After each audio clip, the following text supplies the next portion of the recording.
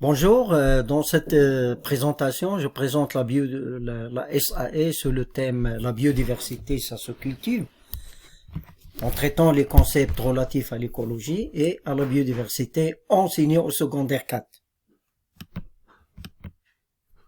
Quelques définitions. La biodiversité fait référence à la vie sous toutes ses formes. Ce concept englobe trois composantes fondamentales, c'est-à-dire la diversité des écosystèmes, les milieux naturels tels que la forêt, l'eau, l'arc alpin, des espèces, les animaux, les végétaux, les champignons et les micro-organismes. Des gènes fait référence à l'étendue des variations génétiques qui existent entre les membres et les populations des espèces. D'un point de vue éducatif, la biodiversité semble pouvoir rejoindre le courant des éducations environnementales qui naissent pleinement à la fin des années 70. La biodiversité sera étudiée sous deux grandes dimensions, la dimension scientifique, c'est-à-dire écologique, et les dimensions sociales, la protection ou gestion de la biodiversité. Quelques définitions. La biodiversité est à la fois la diversité des écosystèmes, la diversité des espèces et la diversité génétique au sein des espèces. La mesure de la biodiversité, la présentation des mesures de biodiversité renvoie essentiellement à un dénombrement d'espèces ou d'allèles. Dans cette vision, la mesure de la biodiversité est traitée de manière naïve comme un dénombrement d'espèces ou de formes alléliques. L'outil de mesure utilisant les aspects dynamiques est l'aspect lié à l'utilisation d'indices de biodiversité. L'évolution historique et épistémologique, le concept de biodiversité remonte à l'Antiquité, où la diversité est admirée, voire sacrée. La biodiversité a pris sa naissance dans la cosmologie platonicienne et chez Aristote. La conception de Jacques Rousseau, caractérisée par la valorisation esthétique de la nature dans les rêveries du promeneur solitaire, c'est au XIXe siècle où est marquée la naissance officielle de la science écologique, de la conscience écologique, marquée entre autres par le cri d'alarme du scientifique Perkins, Man and Nature en 1864, la révolution industrielle avec ses effets dévastateurs entraîne la nécessité de création d'un cadre éthique pour préserver les écosystèmes. Le concept de biodiversité est considéré comme un concept hybride dès sa naissance entre science et gouvernance. Quelques obstacles cognitifs et épistémologiques à l'apprentissage de la biodiversité et les concepts qui lui sont liés. Obstacles dus à l'anthropomorphisme relevant du cadre de l'autocentration, Ces obstacles se présentent rarement seuls, mais forment souvent un réseau d'obstacles qui font système, et cela fait grandir l'ordre de difficultés. Exclure l'homme de l'écosystème, ce qui entraîne une série d'obstacles qui engendrent un conflit entre protection de la nature et utilisation des ressources naturelles par l'homme. Ce dualisme est bien représentatif d'un obstacle relevant du cadre de la pensée catégorielle. Obstacles cognitifs et épistémologiques. De manière générale, les conceptions d'élèves révèlent un certain dualisme homme-nature. D'autres obstacles rencontrés révèlent que l'action humaine est vue seulement d'un angle négatif et est considérée comme effet destructeur de la nature. Et donc, on exclut l'homme et ne fait pas partie intégrante de la biosphère. Les élèves de 13 à 15 ans ont même fait remarquer qu'ils ne considéraient pas les plantes comme des êtres vivants. Et ça constitue un obstacle. Toutes ces conceptions peuvent engendrer un obstacle à la compréhension du sens de la biodiversité comme concept scientifique, qui décrit la diversité de tout le vivant sur plusieurs niveaux, allant de la diversité moléculaire, génétique, espèces et population. Approche pédagogique et stratégique d'enseignement. Barocca a signalé que l'enseignement de la biodiversité à l'école peut se faire selon deux approches. L'approche curriculaire, qui prend en charge l'analyse de la manière dont la biodiversité est abordée dans les programmes, la scolarisation de la biodiversité. L'approche didactique des sciences basée sur l'étude de cas. Dans cette SAE, la stratégie d'enseignement adoptée sera le modèle de la formation à l'enquête scientifique développée par Richard Sussman. Cette stratégie d'enseignement peut se dérouler dans une approche multiperspective. Perspective scientifique, perspective historique, géographique, les droits de l'homme, l'égalité des genres, des valeurs, diversité culturelle et perspective de durabilité. Les concepts scientifiques à enseigner. Tout d'abord, on va traiter le mandat des élèves pendant leur sortie écologique ou bien la sortie sur le terrain. Identifier et compter les espèces végétales présentes, puis identifier les espèces animales, les principales perturbations et les types de sol. Les concepts que va traiter la SAE, que signifie la biodiversité, les perturbations, dynamique des populations, espèces, habitats, niche écologique, population, diversité génétique, besoins des végétaux, cycle de carbone et de l'azote. La formation des équipes, au sein de chaque équipe, on trouve un géologue, un botaniste, un zoologiste.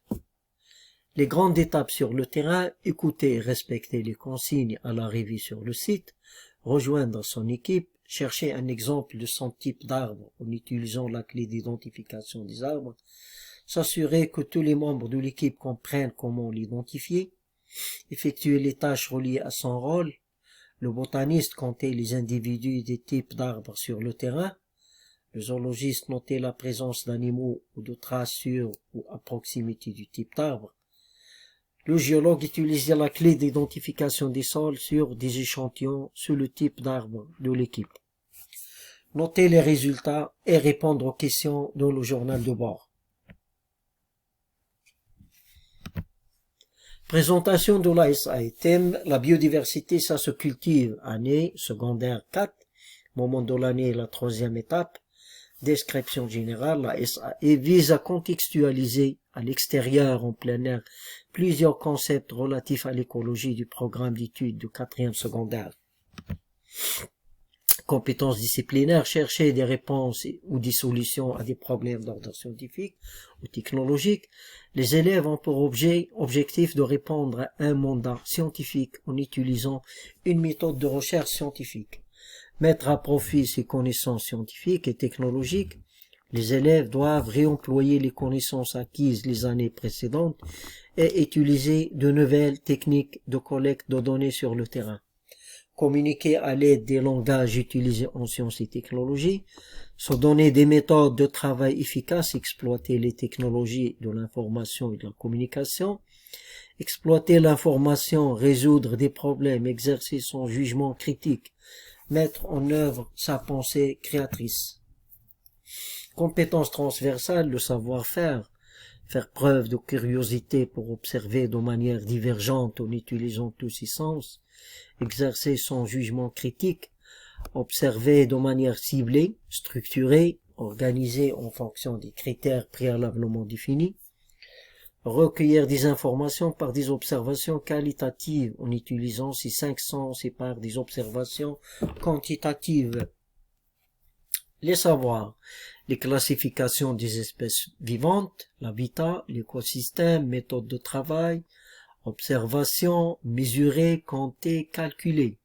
Savoir-être, se connaître, être sensible à la vie, à la nature, connaître les autres et accepter les différences, écouter, dialoguer, travailler en équipe, laisser s'exprimer. Détail du déroulement de la SAE. Activité 1, observation concrète d'un écosystème, visite d'un parc aménagé. Cette activité se fait pendant la saison du printemps pour que l'exploration soit menée de façon optimale. Temps requis 2 périodes de 75 minutes sur le terrain. Lien avec le curriculum sciences et technologies mathématiques, apprentissage spécifique reconnaître, identifier et classer différents groupes végétaux, dresser l'inventaire de la biodiversité du parc visité, lier chaque espèce animale à son habitat et chaque espèce végétale à son milieu terrestre, aquatique, milieu humide. Réaliser un modèle de dénombrement de la population en tirant parti des espèces présentes dans leur milieu local, compiler la liste des éléments observés à la suite de leur sortie et à élaborer un plan du parc et de ses environs, rédiger un rapport. Activité 2, faire une recherche documentaire sur les impacts de l'homme sur les espèces animales et végétales et en débattre. Le temps requis, une période de 75 minutes en classe. Apprentissage spécifique, compiler la liste des éléments observés à la suite de leur sortie et élaborer un plan du parc et de ses environs. Rédiger un rapport, réaliser que l'homme modifie le milieu de vie qu'il partage avec d'autres espèces par la destruction, par la pollution de leurs habitats, l'introduction des espèces végétales envahissantes, le changement climatique. Activité 2. Réaliser que ces actions contribuent à provoquer une crise de la biodiversité, mais que des solutions existent pour réduire son impact lorsqu'une problématique est ciblée. Inviter les élèves à énumérer des facteurs qui contribuent au problème, les causes et à réfléchir à la situation souhaitée et aux actions qui peuvent favoriser les changements afin de tendre vers la situation souhaitée. Amener les élèves à débattre afin de déterminer la problématique sur laquelle il importe le plus d'agir. Activité 3. Activité de réinvestissement. Établir une comparaison entre les données du document du milieu sauvage et celles recueillies pendant la sortie dans le parc aménagé. Établir un travail de sensibilisation à la protection de la biodiversité sous forme de charte et apporter des actions concrètes. Temps requis, une période de 75 minutes. Apprentissage spécifique, inviter les élèves à formuler leur propre définition de l'expression citoyen responsable, réaliser des actions d'aménagement des espaces écologiques par la plantation des espèces végétales aux alentours de l'école, sensibiliser sur le respect de la vie par le biais de journées portes ouvertes par des affiches, des dépliants, prendre conscience de l'importance de la participation individuelle et collective dans l'atteinte des objectifs sur la protection de la biodiversité, organiser des actions, des projets communautaires qui vont au-delà de l'espace école. Activité 4, 2 périodes de 75 minutes, évaluation des concepts scientifiques visés par la SAE, présentation des travaux d'équipe. Conclusion, l'enseignement de la biodiversité est un défi de point de vue qui engendre un concept scientifique à plusieurs facettes. La biodiversité peut être enseignée sous un angle interdisciplinaire. Cette SAE, qui a comme thème la biodiversité, ça se cultive, aide l'apprenant à développer un esprit critique envers les questions écologiques et environnementales. Et comme a été indiqué par Étienne, la question liée à la biodiversité s'appuie sur des savoirs souvent pluridisciplinaires, empreints d'incertitudes et de controverses. Initier des élèves à la complexité du processus de décision en univers incertain, voire polémique, est une voie prometteuse pour former à l'éco-citoyenneté et au développement durable. Merci pour votre attention et vous trouvez toute la documentation en annexe. Merci beaucoup.